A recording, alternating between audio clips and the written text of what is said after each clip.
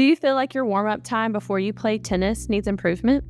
Are you tired of waking up with different aching joints or body parts the day after you play? Keep watching this video to learn a tennis-focused Pilates warm-up that you can use before your next match.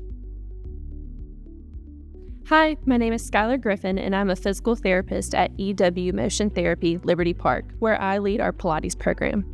Before starting this Pilates warm-up, I urge you to listen to your body and modify exercises as needed to ensure a safe and effective workout. Please consult with a healthcare professional if you have any pre-existing conditions or injuries, and cease any activity that causes discomfort or pain.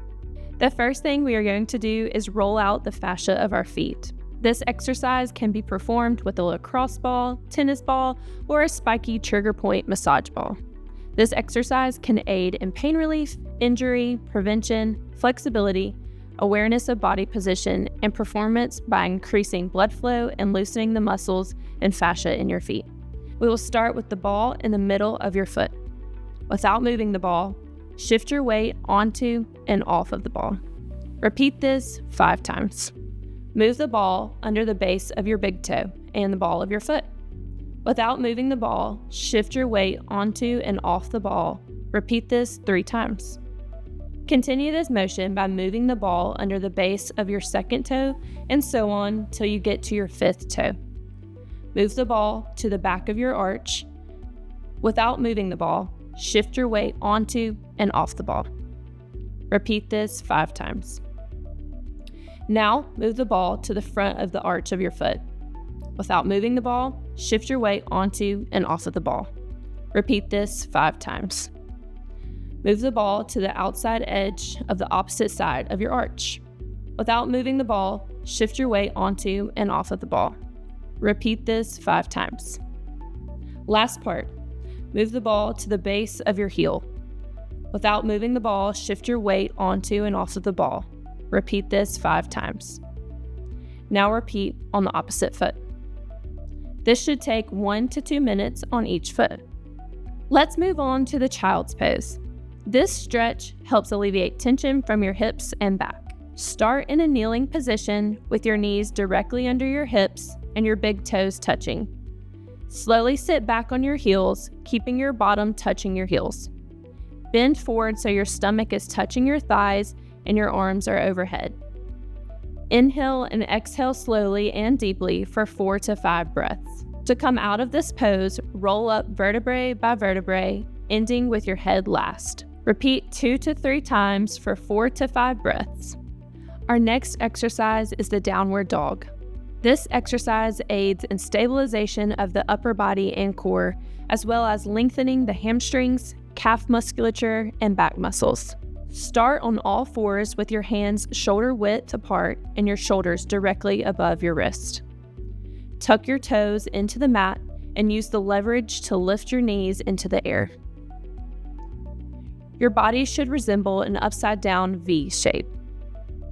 Hold the position and inhale and exhale slowly. Start pedaling your feet by bending one knee while you reach your opposite heel down towards the mat. Repeat this 3 to 4 times on each leg. Return to the starting position by bending both knees and bring them to the mat. Do this 2 to 3 times for 3 to 4 pedals on each leg. Hold each pedal for 1 or 2 deep breaths. Our next exercise will be a transverse abdominis activation. You may have also heard this muscle be called TA or deep core. The TA is a key stabilizer of the core, and when it is strong and working properly, it can help maintain proper spine support. When the TA contracts, it acts like a back brace, stabilizing the spine and supporting the low back. It also helps aid in improving posture, pelvic floor function, abdominal separation, rib stability, and spinal mobility. I want to preface that there are many ways and positions in which to activate the deep core.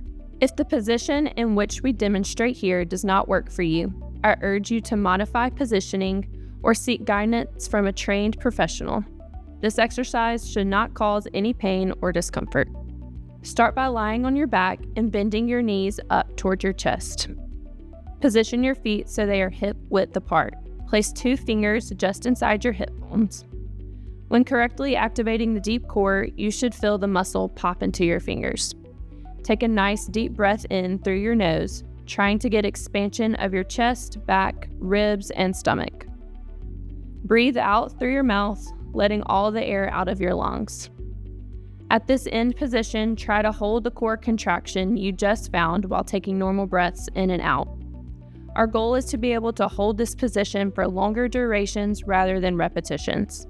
So start off with a goal of maintaining 5-second holds for 5 times. Now let's do the pelvic clock. This exercise can help strengthen and increase mobility in the pelvic floor, lower back, and core.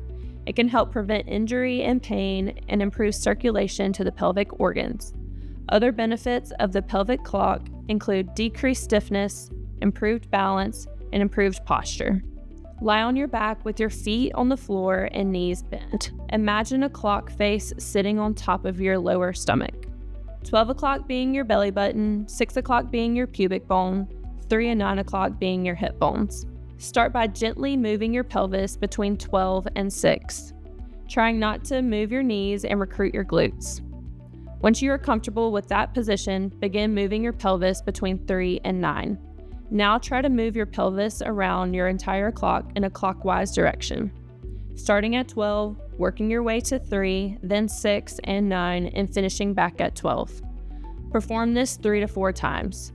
Now reverse your circle and rotate your pelvis in a counterclockwise direction. Perform this 3 to 4 times. When you finish, return to the center of the sacrum and feel equal effort through your muscles of the hips, abdomen, and lower back. Perform complete circles 3 to 4 times in each direction.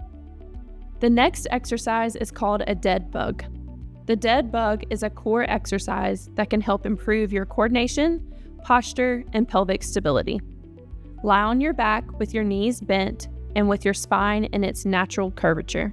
Your head may need to be elevated so you are able to feel your core activate and alleviate back pain. Bring your arms straight up above your head. Activating your core, bring up one leg at a time to a 90-degree angle at the hips and knees.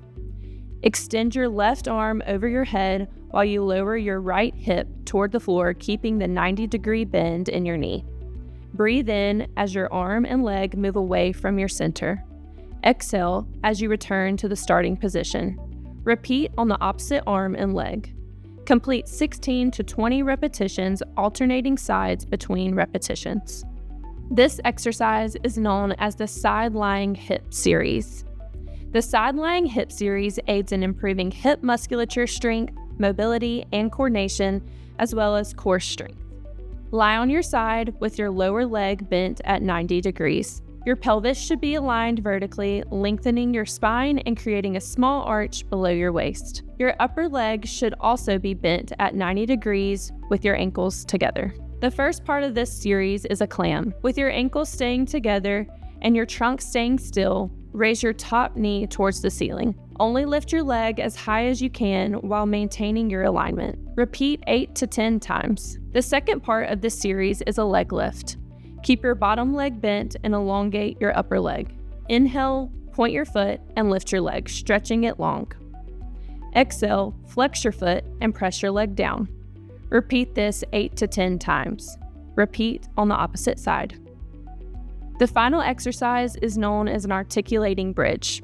It is a different form of traditional bridge due to its vertebral mobility component. The articulating bridge helps increase spinal mobility and decrease hip, back, shoulder, and neck tension. Lie on your back with your knees bent and hip width apart. Inhale to prepare, then exhale and roll your pelvis towards your shoulders, one vertebrae at a time. Continue rolling until only your shoulder blades are touching the mat.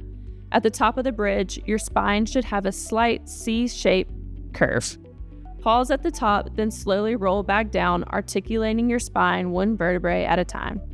Pay attention to the areas where a large section of your back comes down at once. Inhale at the bottom, wait for a deep breath, and then exhale to roll back up, placing each vertebrae at a time. Make sure your core is engaged and shoulders are relaxed. Repeat 8 to 10 times. Thanks for watching. I hope this video has given you a solid understanding of how to do a Pilates warm-up before you play tennis. If you want more information about Pilates, click the link in the description below to visit our website. Have a great day.